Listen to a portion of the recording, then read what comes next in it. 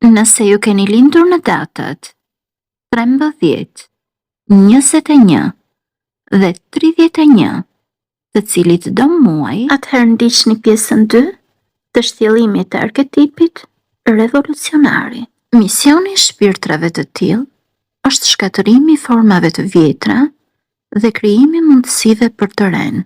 Çdo cikël i ri kërkon mbylljen e ciklit paraardhës. Për revolucionarët, stagnacioni është vdekje, ndërsa ndryshimi është kushti i domosdoshëm për evoluimin dhe rritjen. Në rrugëtimin e tyre, revolucionarët duhet të mësojnë të orientojnë në mënyrë konstruktive energjinë e tyre transformuese. Ata duhet të kuptojnë se çdo revolucion nis fillimisht së brendshmi.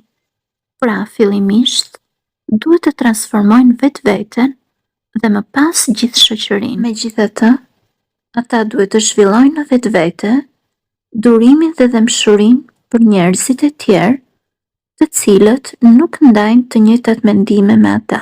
Ata duhet ta mirëkuptojnë faktin se idetë e tyre radikale mund të ngjallin frikë dhe acarim tek ata të cilët preferojnë sigurinë dhe parashikueshmërinë. Revolucionarët duhet ta kuptojnë se jo të gjithë janë të gatshëm për ndryshime të shpejta dhe transformimet e vërteta kërkojnë kohë dhe durim. Na ndiqni për shtjellimin e arketipit vijues njëkohësisht të fundit.